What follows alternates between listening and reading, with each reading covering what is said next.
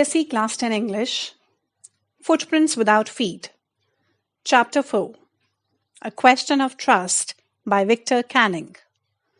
Let's have a look at the chapter summary and question answers. Introduction. The story is about a man named Horace Danby who is 50 years old. He is unmarried, healthy, a successful lockmaker, and a great book lover. Everyone around him thinks he is a good and honest man. He was sent to jail once about 15 years ago because he used to break open one overflowing safe every year. This year, when he goes to a house for robbery, he meets a woman who pretends to be the owner of the house.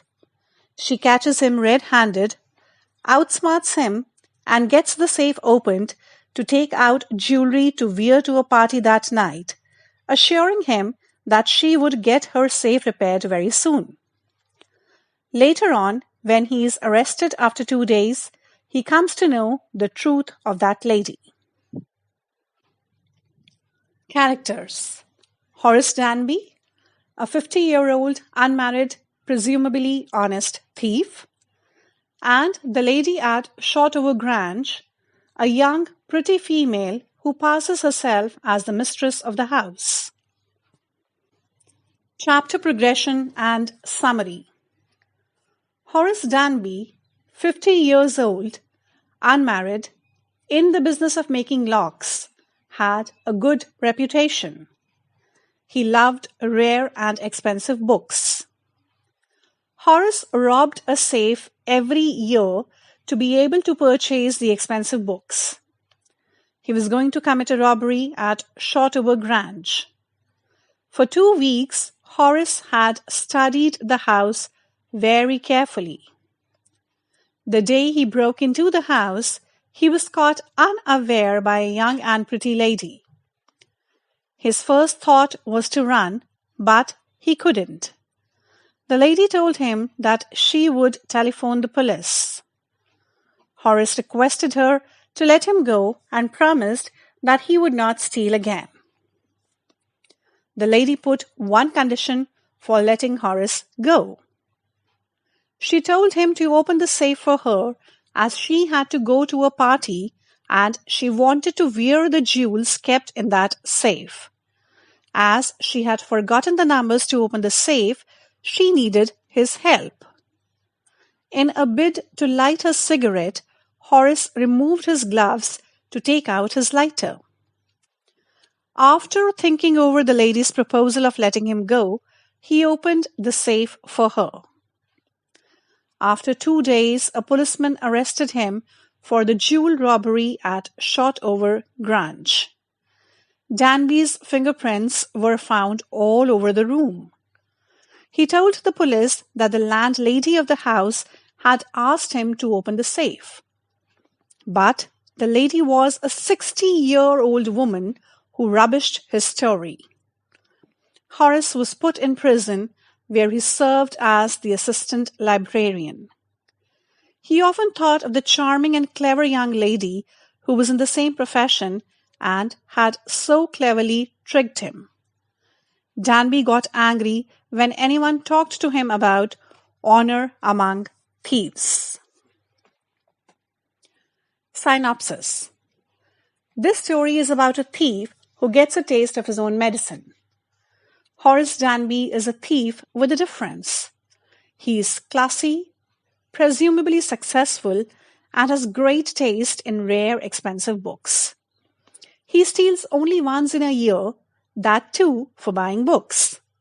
He takes his time to plan a foolproof burglary. This time, he has drawn a meticulous plan to conduct a burglary at Shotover Grange, where the safe holds jewels worth almost £15,000. He had got the architectural plan of the house in a magazine article, which had even gone on to mention that the drawing room painting had a safe behind it. As he is attempting the burglary, he is interrupted by a lady who claims herself to be the owner of the house. She uses him for her own interest and lets him go. Finally, after 2 days, when Horace is arrested, he realizes that how stupidly he had fallen in the trap of the charming, clever young woman who was in the same profession as he was. Let's have a look at the question answers. Question number 1. What does Horace Danby like to collect? Horace Danby likes to collect expensive and rare books. Question number 2. Why does he steal every year? The answer: he steals every year because he loves to collect rare books which are very expensive. His income as a lockmaker perhaps did not suffice to purchase the books, hence he stole once every year, primarily to buy the books that he loved. Question number 3. Who is speaking to Horace Danby? The answer: a young, pretty woman standing in the doorway is speaking to Horace Danby. She seems to be the mistress of the house. Question number 4.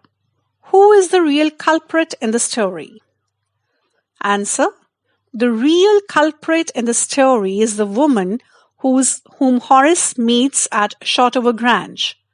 She cleverly entraps Horace, makes him believe that she is the mistress of the house, and gets the safe opened, saying that she had forgotten the passcode. Horace believes her and very stupidly opens the safe without gloves, leaving his fingerprints all over the safe, due to which the police takes him to be the culprit. Question number 5.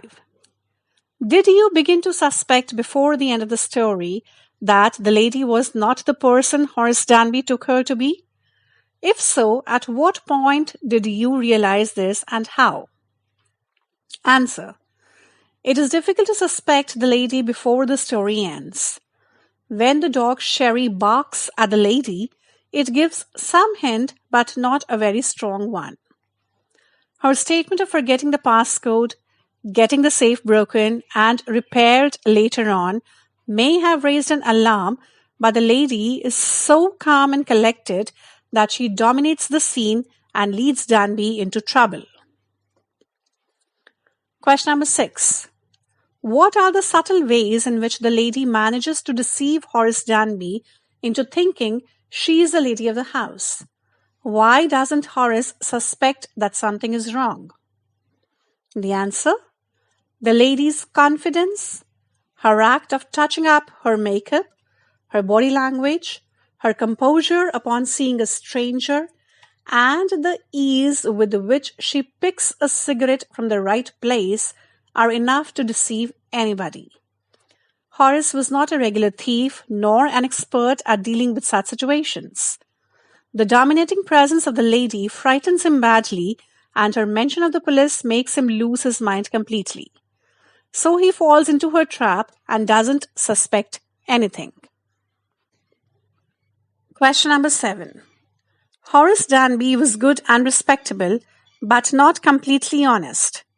Why do you think this description is apt for Horace?